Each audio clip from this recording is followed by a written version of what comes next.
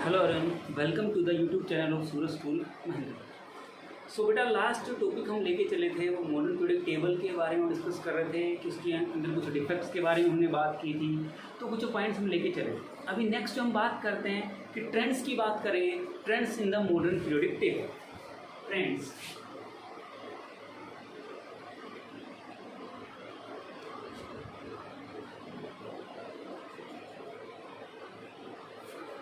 in the modern periodic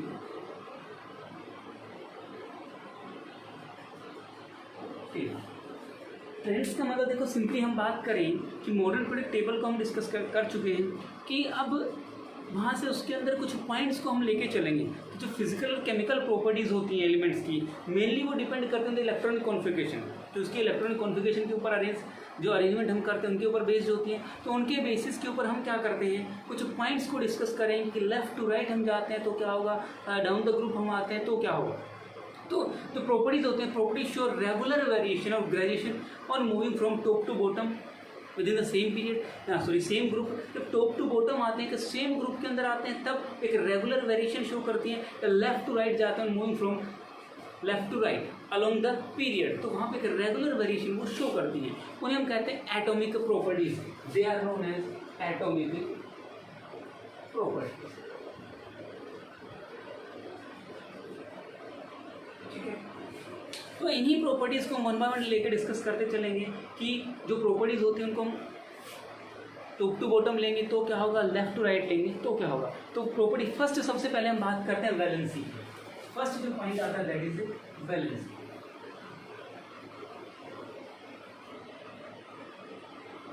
valency क्या होगा? Valency क्या होगा? It is a combining capacity of the element, कि किसी भी एलिमेंट की जो कंबाइनिंग कैपेसिटी होगी कि कितने अदर एटम्स के साथ, मोनोवैलेंट है चाहे डाइवैलेंट है, कितने अदर एटम्स के साथ वो कंबाइन कर सकता है। या सिंपली ये कह सकते हो it depends only on the electronic configuration. Simply कह सकते हैं कि वैलेंस शेल है, आउटर शेल के अंदर कितने इलेक्ट्रॉन्स हैं, उन इलेक्ट्रॉन्स के ऊपर ही डिपेंड करता है। या तो क्या कहेंगे, वैलेंसी जो होती है हमारे पास क्या होगी, जो आउटर मोस्ट इलेक्ट्रॉन्स हैं, वैलेंस इलेक्ट्रॉन्स हैं वो, या हम क्या कहेंगे 8 माइनस वैलेंस इलेक्ट्रॉन। सिंपली हम बात करें अगर फर्स्ट सेकंड थर्ड ग्रुप की हम बात करते हैं तो फर्स्ट ग्रुप के अंदर 8 इलेक्ट्रॉन होगा, सेकंड के अंदर 2, 3, 4, 5, 6, 7, 8। कुछ इस तरीके से होगा हमारे पास कि पहले ग्रुप की बात करें तो 1 वैलेंस इलेक्ट्रॉन होगा, फिर 2 होते हैं, थर्ड में 3 वैलेंस इलेक्ट्रॉन, 4। तो यहाँ पे देखो हम बात करें 4 तक, तो हम अगर वैलेंस शेल के अंदर 4 इलेक्ट्रॉन्स हैं तब तक तो हम क्या देंगे, उसकी वैलेंसी 4। उसके बाद हम क्या बात करते हैं, 5 है तो वैलेंसी हम 5 नहीं कहेंगे। इट मीन्स क्या हो जाएगी, दैट इज 8 माइनस 5, इसकी वैलेंसी कितना हो जाएगी, दैट इज 3। यहाँ पे 8 माइनस 6 तो कितना हो जाएगी 2, और यहाँ पे 8 माइनस 7 दैट इज 1, यहाँ पे 8 माइनस 8 दैट इज 0। क्लियर है? तो हम ग्रुप्स की बात करते चलेंगे। तो यहाँ पे वैलेंसी 1 होगी, यहाँ पे 2, यहाँ पे 3, यहाँ पे 4, ये है वैलेंसी। और ये हमारे पास है ग्रुप्स, सॉरी पीरियड्स। क्या होंगे, पीरियड्स। क्लियर है? तो यहाँ से इस तरीके से हम डिफाइन कर सकते हैं। अब हम बात कर रहे हैं कि अलोंग द पीरियड हम मूव करते हैं, अलोंग द पीरियड हम जाते हैं कि फर्स्ट टू 8 पीरियड, ये हमारे पास क्या है, पीरियड्स। यहाँ पे मैं एलिमेंट्स की देखो हम बात करते हैं, मैं एक अरेंजमेंट यहाँ पे लिख देता हूँ कि लिथियम। क्लियर है?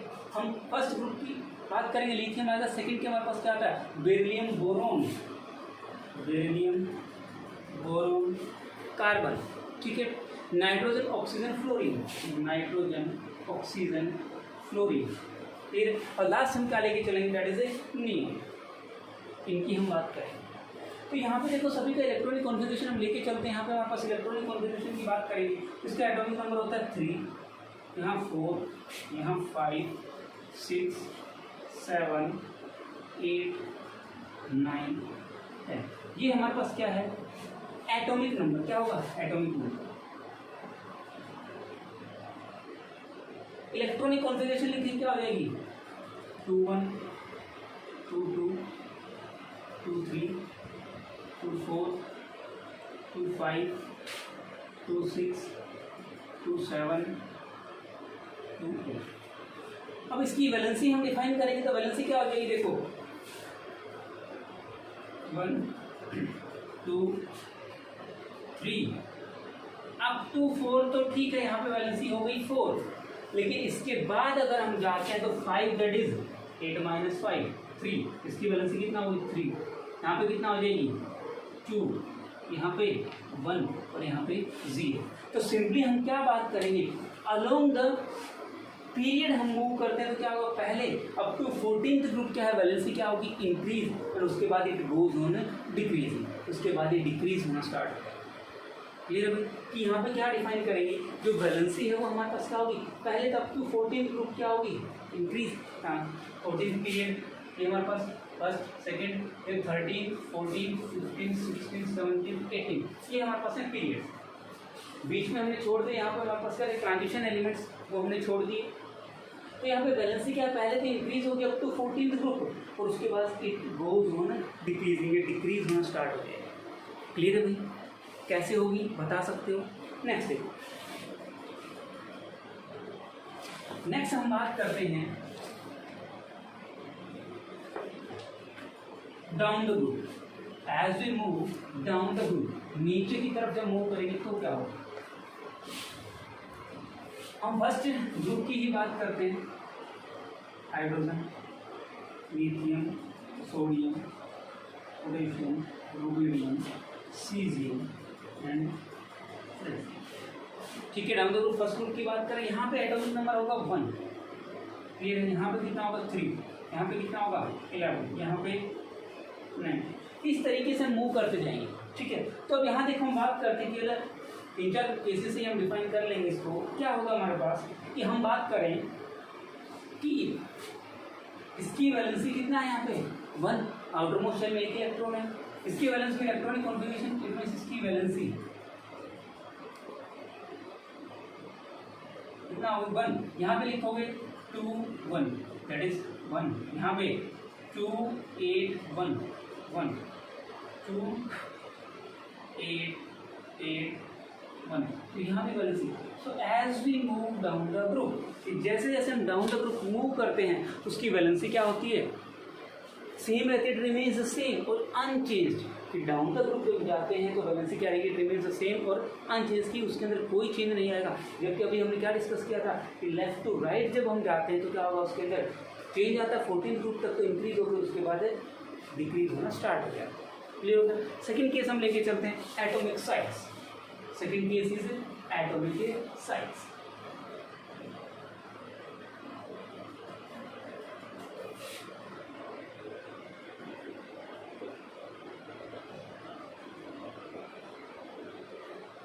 एटॉमिक साइज क्या होगा, सबसे पहले समझते हैं कि कोई भी आइसोलेटेड एटम है उसके न्यूक्लियस के सेंटर से लेके आउटर मोस्ट शेल तक का जो हमारा साइज होगा दैट इज क्या होगा, एटॉमिक साइज। देखो ये हमारे पास सपोज कोई न्यूक्लियस है, हमने बात की, ठीक है, उसमें कोई भी ले लिया हमने यहाँ से, ये फर्स्ट सेल है, ये सेकंड सेल, सपोज ये थर्ड सेल, तो 3 सेल्स की बात करते हैं, यहाँ से लेके यहाँ तक, मतलब ये तो क्या इसका कंप्लीट है साइज रहेगा। और एक फैक्टर हम लेके चलेंगे एटॉमिक रेडियस, हो गया, हम अगले पॉइंट में डिस्कस करेंगे।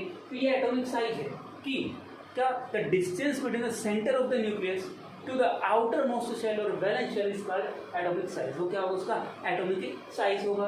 और साथ ही साथ हम डिफाइन कर लेते हैं एटॉमिक रेडियस। एटॉमिक रेडियस की बात कर लेते हैं कि ये तो कंप्लीट तो क्या होगा atomic size, and the distance between the centre of the nucleus to the outermost shell is called atomic radius. ये हमारे पास क्या होगा, एटॉमिक रेडियस होगा। तो देखो हम बात करते हैं, दोनों केस एक साथ हम डिस्क्राइब करेंगे। यहाँ पे मैं लेके चलता हूँ फर्स्ट ग्रुप की ही हम बात करते हैं, hydrogen, lithium, sodium, potassium, 1 3 11 9। Electronic configuration लिखोगे इसकी 1 2 1 2 8 1 और 2 8 8। क्लियर हो गया। अब हम देखो इसको रिप्रेजेंट करते हैं, ये हमारे पास फर्स्ट सेल हो गया, एक इलेक्ट्रॉन, ये यहाँ पे क्या होगा first shell, second shell, first shell में 2 इलेक्ट्रॉन, नेक्स्ट में 1 इलेक्ट्रॉन, नेक्स्ट 1 2 3 फर्स्ट सेल में 2, सेकंड में 8, 1 2 3 4 5 6 7 8 और लास्ट में इसी तरीके से 1 2 3 4। यहाँ पे कितना होगा 2 1 2 3 4 5 6 7 8 1 2 3 4 5 6 7 8 एंड लास्टली 1।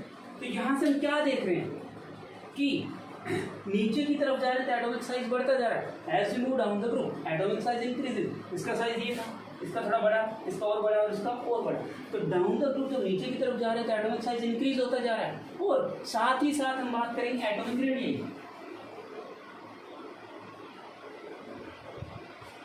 ये एटॉमिक रेडियस भी क्या हो रहा है हमारा इंक्रीज। यहाँ पे तो एटॉमिक रेडियस ये था, यहाँ पे एटॉमिक रेडियस ये होगा, सेकेंड यहाँ पे और नेक्स्ट यहाँ। तो इस तरीके से हम बात करें कि नंबर ऑफ सेल्स बढ़ती जा रहे हैं तो सिंपली क्या डिफाइन कर देंगे कि एटॉमिक साइज भी बढ़ेगा। एटॉमिक साइज बढ़ेगा, एटॉम का साइज बढ़ता जा रहा है। अब एक सेल यहाँ पे 2, यहाँ पे 3, यहाँ पे 4 और नीचे और जाते जाएंगे 5 6 7। इस तरीके से हमारे पास नंबर ऑफ सेल्स बढ़ती जाएंगी तो एटॉमिक साइज क्या हो गया इंक्रीज हो गया।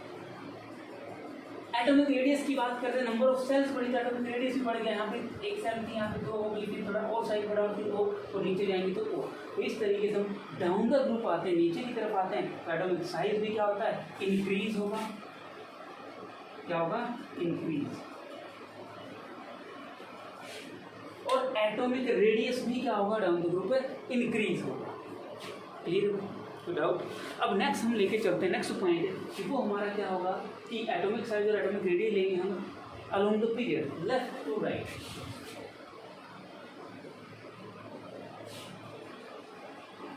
लेफ्ट टू राइट हम लेके चलते हैं, उसकी बात करते हैं। अगेन देखो हम वही ले लेते हैं lithium beryllium, lithium beryllium boron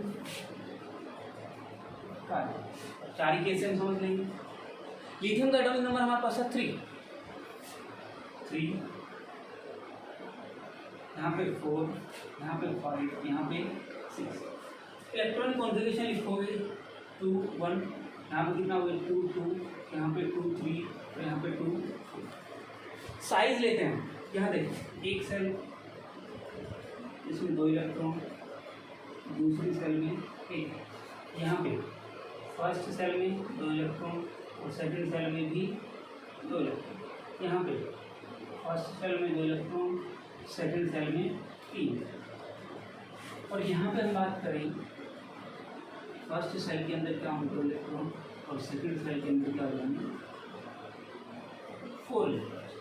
तो यहाँ पे देखो लेफ्ट टू राइट जब जाते हैं तो क्या ऑब्जर्व किया हमने कि number of shells remains the same.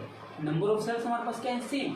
तो क्या होगा अब देखो सेंटर के अंदर क्या होता है न्यूक्लियस होता है, वो क्या पॉजिटिवली चार्ज पार्टिकल होता है, क्या होता है पॉजिटिवली चार्ज पार्टिकल। और आउटर मोस्ट शेल की बात करें, बाहर क्या ऑर्बिट्स की बात करते हैं, इनके अंदर क्या नेगेटिव चार्ज इलेक्ट्रॉन्स होते हैं। तो इनके बीच में इस इलेक्ट्रॉन के और इस बीच में न्यूक्लियस के बीच जो पॉजिटिव चार्जेस के बीच में फोर्स ऑफ अट्रैक्शन होगा। तो यहाँ पे क्या फोर्स ऑफ अट्रैक्शन क्या होगा कम स्मॉल होगा। ठीक है, यहाँ पे 2 इलेक्ट्रॉन है तो फोर्स ऑफ अट्रैक्शन थोड़ा और ज़्यादा, यहाँ पे 3 इलेक्ट्रॉन है तो फोर्स ऑफ अट्रैक्शन थोड़ा और ज़्यादा, और यहाँ पे 4 है थोड़ा और ज़्यादा। आगे जाएंगे 5 होंगे 6 होंगे 7 8। इस तरीके से फोर्स ऑफ अट्रैक्शन का इंक्रीज होता जाएगा। तो साइज क्या होगा जैसे जैसे लेफ्ट टू राइट जाएंगे it goes on decreasing. Atomic size क्या होगा डिक्रीज होगा। लेफ्ट टू राइट जाते हैं तो एटॉमिक साइज क्या होगा डिक्रीज। रीजन क्या होगा कि number of electrons in the outermost shell goes on increasing. कि आउटर मोस्ट शेल के अंदर जो इलेक्ट्रॉन्स हैं वैलेंस इलेक्ट्रॉन्स की बात करें वो इंक्रीज होते जा रहे हैं। और इंक्रीज होने की वजह से क्या होगा न्यूक्लियस जो सेंटर होगा उसके बीच में और इलेक्ट्रॉन्स के बीच में क्या होगा अट्रैक्शन होगा। और अट्रैक्शन होने की वजह से साइज क्या होगा हल्का सा डिक्रीज होगा। सो लेफ्ट टू राइट जाते हैं तो एटॉमिक साइज डिक्रीज होगा। तो एटॉमिक साइज डिक्रीज हुआ तो क्या होगा एटॉमिक रेडियस भी क्या होगा डिक्रीज होगा। क्लियर, कोई डाउट है इसके अंदर तो क्लियर बेटा कर सकते हो। नेक्स्ट हम बात करते हैं मेटालिक और नॉन मेटालिक का। देखो तो 3 पॉइंट हम कर चुके हैं, तो वैलेंसी की बात कर चुके हैं, एक एटॉमिक साइज की हम बात कर चुके हैं, और अगला हम एटॉमिक रेडियस की बात कर चुके हैं। नेक्स्ट हम बात करते हैं मेटालिक एंड नॉन मेटालिक का।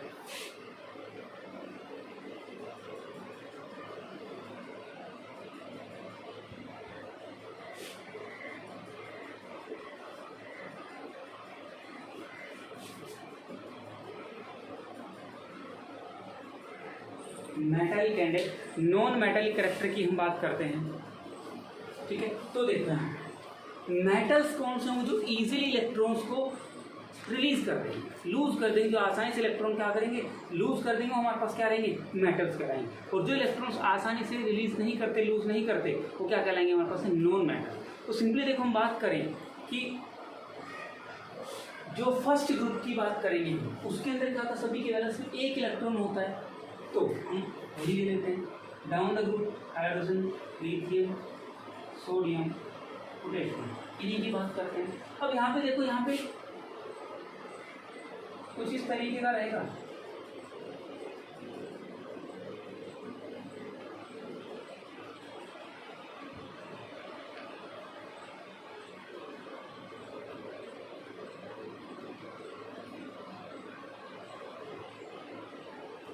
और पोटेशियम की बात करेंगे तो कुछ ऐसा रहेगा।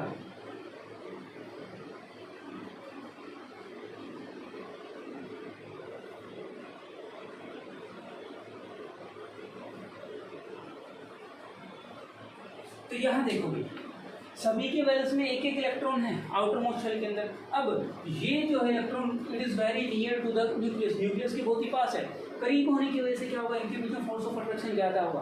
तो ये जो है आसानी से इलेक्ट्रॉन नहीं लूज करेगा, इसके लिए ज़्यादा एनर्जी हमें देनी पड़ेगी। सेकंड केस में इलेक्ट्रॉन थोड़ा दूर होगा, सेकंड शेल में आगे थोड़ा डिस्टेंस बढ़ गया, दूर होने की वजह से इसके बीच में फोर्स ऑफ अट्रैक्शन कम होगी तो क्या होगा, इलेक्ट्रॉन जो है थोड़ा कम एनर्जी लेगा। और जैसे धीरे धीरे आते हैं, यहाँ पे 4 सेल, नीचे 5 सेल, 6, 7, लास्ट जब हम बात करें तो 7th सेल होगी फ्रेंशियम के अंदर। तो वहाँ पे इलेक्ट्रॉन जो यहाँ देखो चौथी सेल में दूर, 7th सेल में बहुत दूर चला जाएगा, तो उसके बीच में फोर्स ऑफ अट्रैक्शन क्या होगी, बहुत ही कम। और कम होने की वजह से क्या है, थोड़ी सी एनर्जी देते ही इलेक्ट्रॉन आसानी से रिलीज कर दे। तो सिंपली हम बात करें टॉप टू बॉटम अप जब हम आते हैं तो क्या होता है, मेटालिक कैरेक्टर बढ़ता है। टॉप टू बॉटम आने तो मेटालिक कैरेक्टर क्या होगा, इंक्रीज होगा।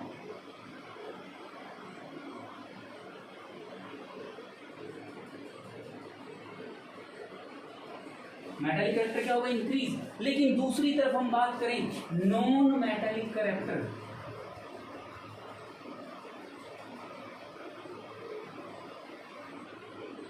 क्या होगा, नॉन मेटालिक कैरेक्टर क्या होगा, डिक्रीज होगा। नॉन मेटालिक कैरेक्टर क्या होगा, डाउन द ग्रुप डिक्रीज होगा। क्लियर बता सकते हो कि टॉप टू बॉटम जब जा रहे हैं तो आसानी से इलेक्ट्रॉन लूज कर देगा। बता दें क्यों, क्योंकि न्यूक्लियस और आउटर मोस्ट शेल के बीच में तो डिस्टेंस बहुत ज़्यादा बढ़ जाएगा। जो आउटर मोस्ट इलेक्ट्रॉन है, बैलेंस इलेक्ट्रॉन है, वो हमारे पास क्या होगा, आसानी से थोड़ी एनर्जी देते ही रिलीज हो जाएगा। और इस वजह से क्या, metallic character down the group increase होगा, क्योंकि नॉन मेटालिक कैरेक्टर क्या होगा, डिक्रीज होगा। क्लियर है। नेक्स्ट हम बात करते हैं along period, left to right. Left to right हम बात करते हैं, आगे वही केस हम लेके चलते हैं कि हमारे पास क्या था, lithium, beryllium, boron, carbon.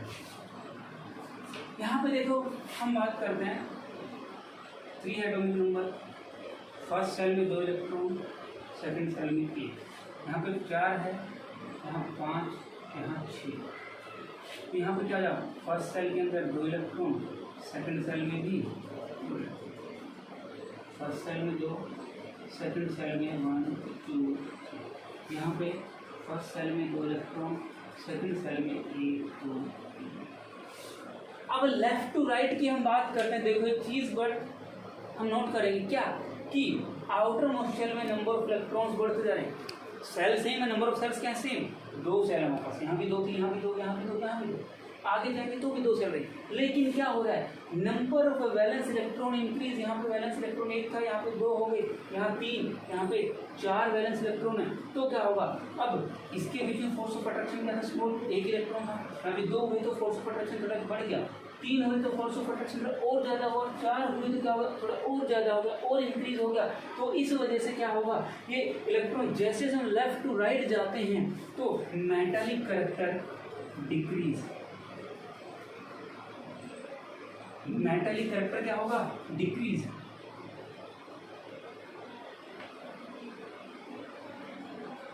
Metallic character क्या होगा, डिक्रीज। और नॉन मेटालिक कैरेक्टर क्या होगा, इंक्रीज। नॉन मेटालिक कैरेक्टर,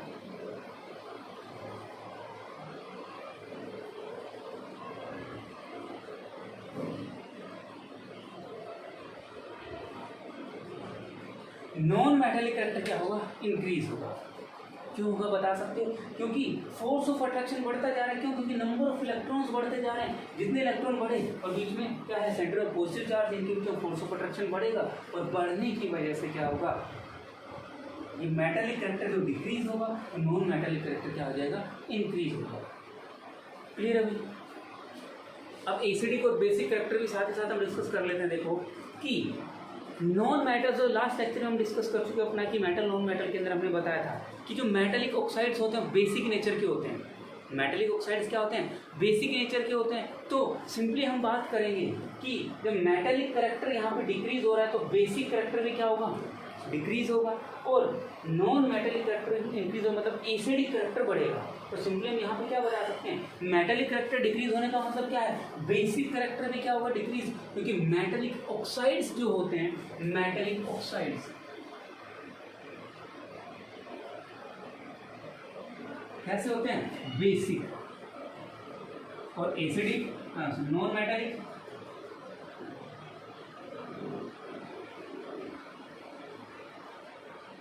या तो एसिडिक या न्यूट्रल। तो हम बात करें कि जब मेटेलिक कैरेक्टर डिक्रीज हो रहा है तो इसका मतलब क्या होगा, बेसिक कैरेक्टर भी क्या होगा, डिक्रीज। और नॉन मेटेलिक कैरेक्टर इंक्रीज हो रहा है तो एसिडिक कैरेक्टर भी क्या होगा, क्या कहेंगे, इंक्रीज होगा। और डाउन द ग्रुप जब हमने बात की थी, down the group metallic character बढ़ रहा था, मतलब नीचे की तरफ क्या होगा, बेसिक कैरेक्टर इंक्रीज होगा और एसिडिक कैरेक्टर क्या होगा, डिक्रीज होगा। क्लियर है भाई? तो ये हम कुछ पॉइंट्स डिस्कस कर चुके हैं मेटल नॉन मेटल कैरेक्टर के बाद हमारे पास एसिडिक या बेसिक कैरेक्टर भी हम बात कर चुके हैं। और नेक्स्ट हमारे पास जो पॉइंट बात करते हैं और रिएक्टिविटी की बात करते हैं कि रिएक्टिविटी क्या होगा। अब देखो बात करें रिएक्टिविटी की, तो रिएक्टिविटी जो है किसी भी एलिमेंट की डिपेंड करती है on the position of the element, की पीरियोडिक टेबल के अंदर उसकी पोजिशन क्या है।